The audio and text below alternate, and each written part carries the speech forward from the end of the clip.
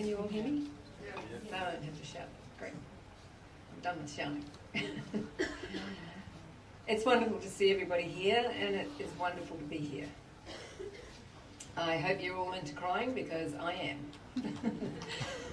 Very emotional coming back into Victoria, and certainly very emotional today coming here to Kindness House. Welcome home.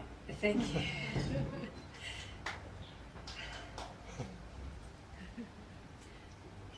And to see,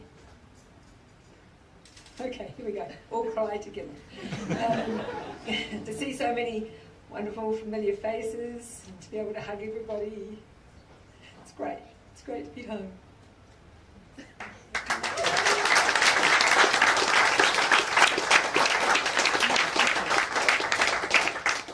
People would stop and say, you must be doing this for a charity. Why otherwise would you be out here running? And so, you know, people would give us some money on the side of the road, even without knowing who we were, what we were doing. This was early in the piece. But they knew it had to be for a cause. So as we got further up north, we started to get into what we'll call cattle country. So Alan had already said, we're going to have problems up there, because we're telling everybody that we're, that we're raw vegan and that we eat a plant-based diet, and this is the reason. And so, which is what we were doing. We were telling everybody that, clearly you don't need to eat animals or any animal products to be healthy and to be able to be physically fit and to be able to do what we're doing. However, we hadn't gone very far at that point. And so, I guess we just didn't have the credibility that a person might have had they actually completed 365 marathons in a row. So at that point, we were only sort of up to about 50. So anyway, we were running through that area, and we did meet a lot of farmers. And the reason why we actually met the farmers was because we parked in their driveways. A lot of the area up there is very hard to find somewhere to pull off with 2 vehicles and a caravan, and especially with Animals Australia written all over it. And so we found these driveways, and we would park in the driveway. And most of the time, shortly thereafter, the farmer would turn up in a very large truck, kind of looking to come through the driveway. So we had him. And we were able to talk to him, or her. And so we got to talk to a lot of farmers up north. First of all, a lot of them, in their own words, were hurting because of Animals Australia having brought to the nation's knowledge what was going on with live animal export, and that it had been stopped, and that was their income. And so they were very upset with this. They were very upset about Animals Australia. One of the first people that we met was actually a car pulled up, same old thing, saying, I guess you must be doing it for charity. And we said, oh yeah, we're doing it for charity, and for a few other things too. And what we did find when people pulled up in a car was usually we only had a few seconds to sort of say what we wanted to say, because they just wanted to give us money and go. So anyway, they were digging into their wallets and getting the money out, and someone in the car said, well, what are the charities? And so Alan said, Kids Undercover, for the children, and Paralympic Committee, that's for people with disabilities. And from the car, they were saying, oh, yeah, great, yeah, great. And then he said, the Gawler Foundation, what's that? And we said, well, it's a wonderful foundation that, yeah, okay, any others? That's as far as we got. Animals Australia. Well, excuse me, but all hell broke loose in that car. The guy put the wallet back, put it back in his pocket, said, "We hate Animals Australia." And we said, "Really? What is that?" And they said, "Well, this is our livelihood. We raise these animals for live export, and they've stopped it. And we have to go out to work now to make enough money to feed the damned animals." I said, "Really?" And he said, yeah, they've done a lot of damage." I said, "Who?" And they said, "Animals Australia." I said, "Really? Okay, so where are the animals now?" And they said, "Well, they're back at the farm. We have to feed them. We have to look after them." I said, "Really?" And so when you finish looking after them, what happens? And he said, "Well, they go to live export. We can't do that now." And I said, "Really?"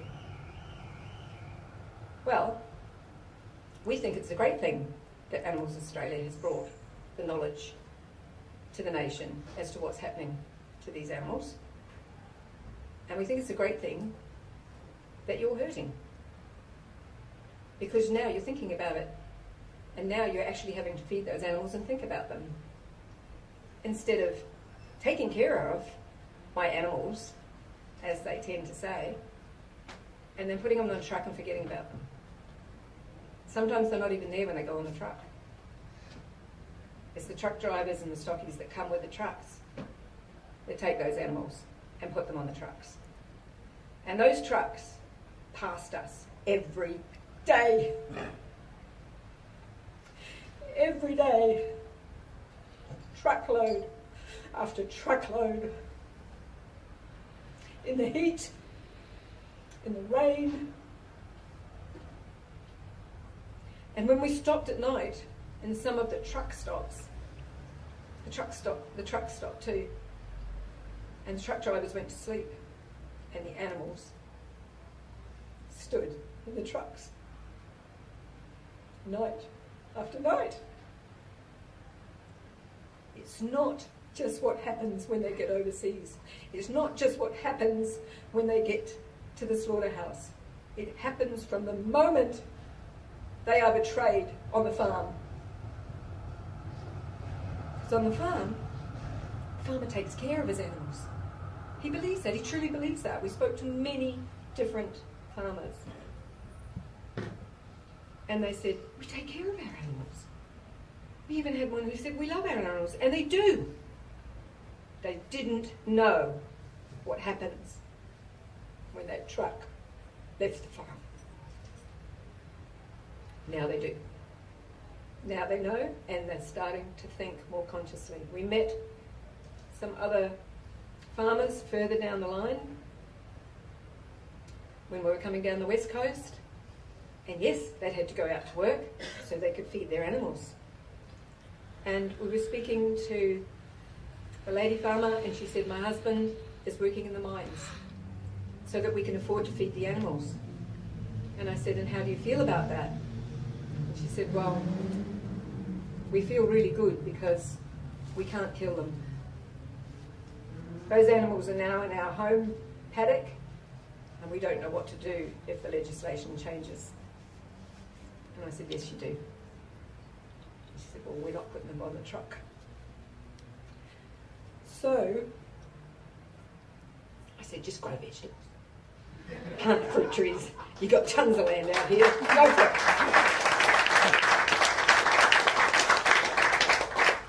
So what we've been doing in running a marathon a day all the way around this country is we've been bringing a message, a positive message, to thousands of people, but we're bringing it to people who really need to know. People who would not otherwise have even thought about some of the things that they should be thinking about. And they're starting to think more consciously about the choices they're making in life. And that's the true and real reason why we were doing the run, was to just encourage and inspire and motivate people to think more consciously about the choices they're making. Because the moment you think consciously about that choice, it changes direction. And every choice we make, there is a response to it. And if just thinking consciously about where that meat has come from, if you turn that lamb chop into a tiny little white fluffy lamb that's all it does is jump for joy, it changes.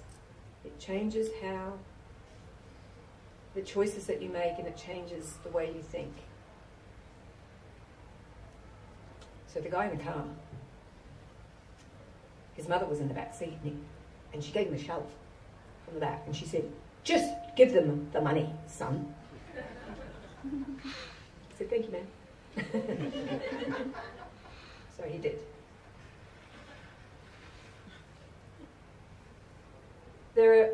We've been stopped by many people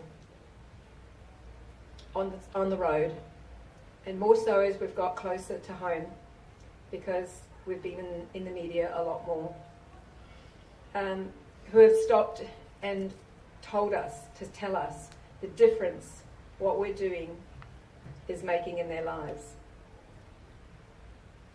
One day we were running through a town somewhere out there, and a car pulled up right alongside, and the door flung open, and we were actually just thinking about maybe stopping and taking a break.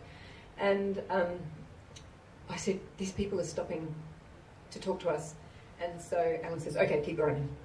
I go, "Look, we're here." And anyway, the door flung open, and this lady got out of the car.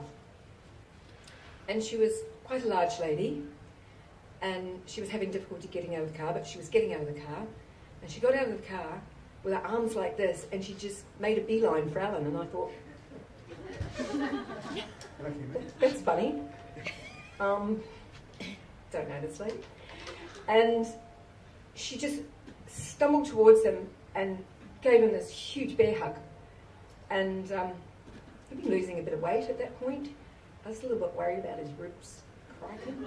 But no, he was fine, somewhere in there. And she was just giving him this big hug, and she was sobbing. And I thought, shall I leave?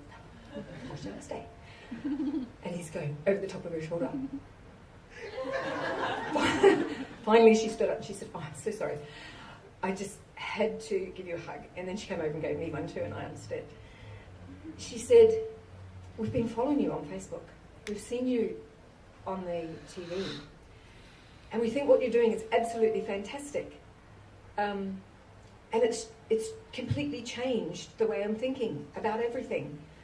And today, it's so wonderful to see you, because today I actually ran for the first time in 20 years. And it was because what you're doing is making me think consciously about my health. And I'm just so happy, and I'm going to start eating more consciously, and I'm going to start making a difference to my health." And her husband, or her partner, whomever he was, in the car, he leans over and he said, "Yeah, and I just ate an apple today too." That was cute. And so we went on, and we thought to each other, well, that's pretty cool, because there's someone who, by what we're doing, we've just set a spark where somebody can actually start thinking more consciously about their own health. And do you want me to do the can now, or are we good with this? I can do it. Do you want to answer it? You want to do it out here? No, I can. And so just being able to get that message about thinking consciously about your own health And it will make a difference to the choices you make with your food, to the choices you make with exercise, to the choices you make with feeling good about yourself. It is so important, and we've met so many people who say, I never thought of it that way. I take care of the kids, I take care of the husband, I never think about taking care of myself. And that is a part of what we're doing, is bringing that message that the most important thing is to think of your own health, take care of yourself. There is no better health system than the one you have right in here.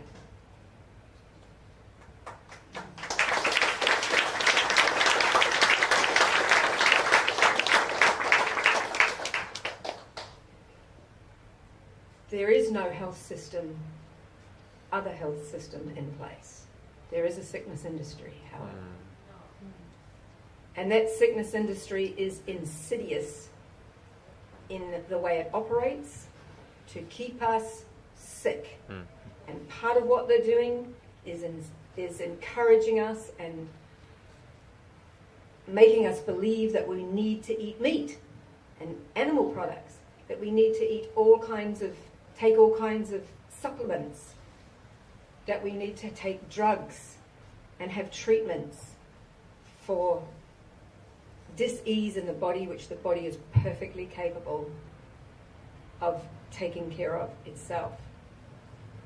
And so we need to start taking responsibility for our own health. And I truly believe that if we were to do that, there would be no need for a healthcare system that is funded by a sickness industry. We have not been to a doctor, I've forgotten, in how many years. We've been 100% raw vegan for almost 12 years, and we have not been to a doctor. I did see a doctor when I was diagnosed with cancer about that time, and I told him, I'll take care of it. He told me that I had 6 months to live, and that the best thing I could do would be to have some chemotherapy and radiation. Well, that didn't make sense to me, to compromise the body even further. So I said, well, I think I'll take care of this, and we'll see how we go. And he said, that won't work. It won't work. You have to go with, what's proven, what's scientifically proven. I said, just watch me.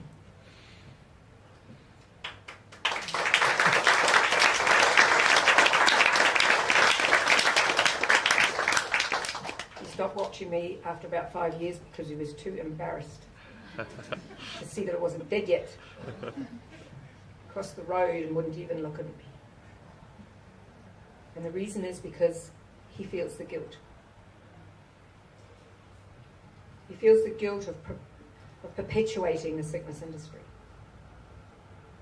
But we don't need to blame the doctors.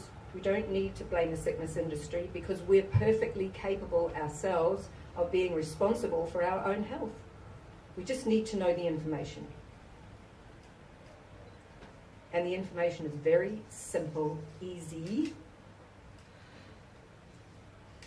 to follow. Just get back to nature.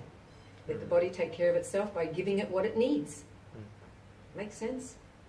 Because it's perfectly capable of healing and reversing. So you can eat as much raw food as you like, and you can exercise as much as you want, and you can meditate as much as you want, but if you don't believe in it, it's not going to work. You have to believe in yourself, and you have to believe that what you're doing and how you're taking responsibility for your health is the truth, and it's going to work. Believe me, I know. So the most important thing is to care for and love yourself. Here endeth the first lesson.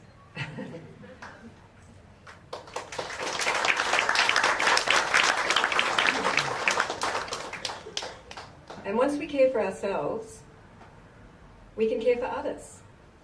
We can care for our children. We can be responsible for our children and our grandchildren and the future that is theirs.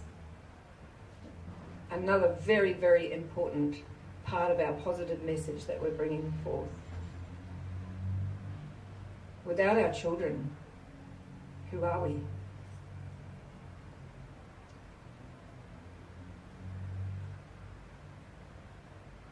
It's our responsibility as adults to make sure that our children are fed properly and are given the best that they can have. That they are living in a happy environment, that they have a roof over their head, and that they are loved, just the same as us. It's simple, it's easy, it's not hard. So, in bringing it all together, we have to think of ourselves, the children, the animals, the environment, which this earth that we call home. And we have to really think and act with kindness and compassion towards others, especially those who have disabilities in some way, that are not as able as we are. So there are some wonderful people out there, groups, who are trying to help others in so many ways. When we chose the charities that we wanted to bring awareness for and hopefully fundraise for, not quite enough 5% pieces, we chose the ones who are active in what they promote. They're actually doing something about what they're promoting. Kids Undercover. They give literally a cover over the children's heads that may not have one, or that may be overcrowded, or are in a situation that they need to have somewhere safe to be, and they have a mentor program to help them achieve their goals. They're our children too. Animals Australia, we chose because they are bringing forth information that people need to know so that they can make conscious lifestyle choices, so that the health and well-being of all animals and all living beings can be brought to a level of kindness and compassion in every way. The Paralympic Committee, the Australian Paralympic Committee, do some wonderful things for so many people who have disabilities, not only bringing them to a level of athletic performance in the Paralympics, but also anybody who has any kind of disability are able to reintegrate into the community in any way they want, because of there's so many different activities that are provided for them through the Australian Paralympic Committee. And the Gawler Foundation. The Gawler Foundation was established by our dear friend Ian Gawler, who's in the audience with us today, and who is supported by his wonderful partner and our friend Ruth Gawler. When you get a diagnosis of cancer and you're told that you only have a few weeks or a few months to live, you get a vision.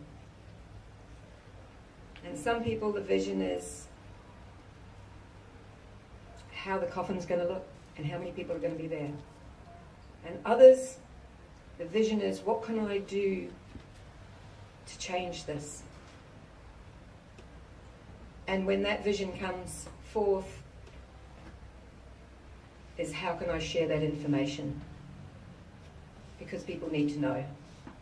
And the Gawler Foundation does exactly that. They support people with dis-ease, specifically with cancer, and all dis-ease in the body that in any form they can support them and teach through different programs about conscious lifestyles. And they have retreats and places for people where people can go and feel that they are learning the truth. Because anywhere else you just never know. So those 4 charities, we've been raising awareness for them in every place we've been. We talk about what they do and how we can all help. Mostly the people that are working in those charities are, a great deal of them are volunteers. And through kindness and compassion, they are working together with those that are making sure that the charities are actually getting the action happening for those people that they're supporting. So I was quite concerned when I couldn't get the 5-cent piece out of the tar, because I kept thinking I needed to raise money. So I put it up on Facebook. And I got an outpouring. At that time, I think we had something like 6,000 people following us. We're now over 10,000 active following on Facebook. And I had so many people come back and say, yes, but it's not about the money. It's about the message. And I thank you all for teaching me that lesson, because it's true. It's not about the money. It's about the message and bringing the message of positiveness and consciousness to everyone. We had emails coming from all over the world, people that are following us, and one of them the other day came in and said, please keep doing what you're doing. All of Romania is watching you.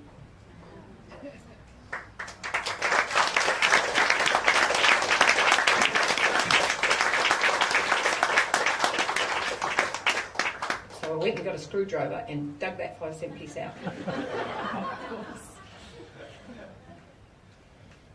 This run has not been about running. This run has not been about us. This run has been about you.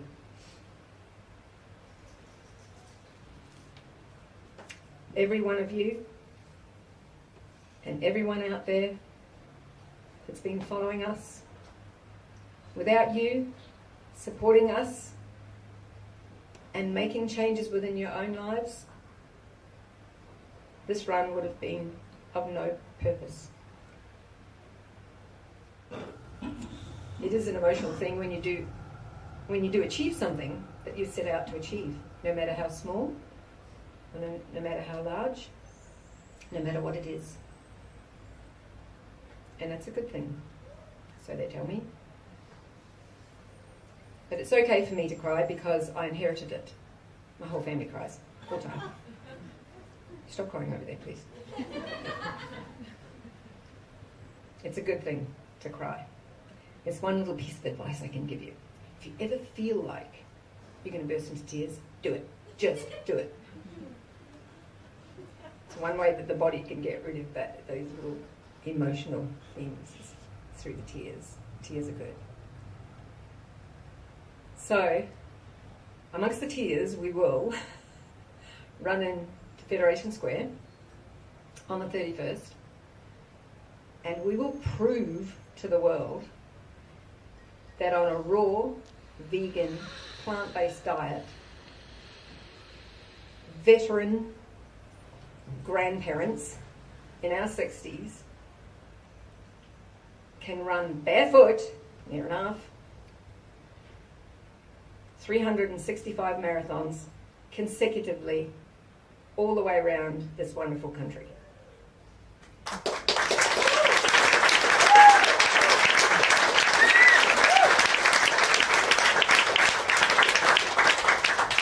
We will prove to the world by doing this that you don't have to worry about where you get your protein. We never think about it. Somebody just the other day said, where do you get your protein? Yes, but where do you get your protein? And I thought, we've been running for almost 16,000 kilometres. I haven't seen any yet. Should we have been, looking for it? You don't have to worry about a thing. If you just eat fresh, ripe, organic, when possible, raw fruits, vegetables. Throw in some nuts and seeds for some excitement. That's all you need. And in our 60s, with every step, we're getting younger. Believe me, I could not have done this when I was in my 20s. I could not have done this when I was in my 30s. In my 40s, forget it. In my 50s, did run 50 marathons. And damn near killed me. Because I wasn't eating a raw, plant-based, vegan diet. It's that simple, folks. It really is.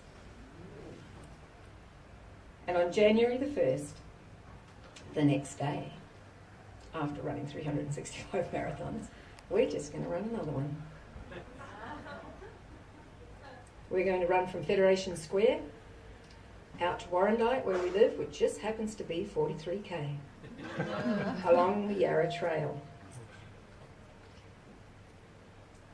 And we're going to run along the Yarra Trail all the way home, bawling all the way.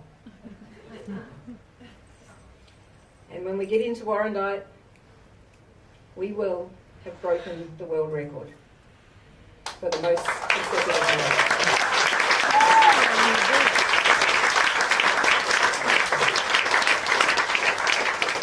It's not about us, folks. It's not about whether we hold a world record or not.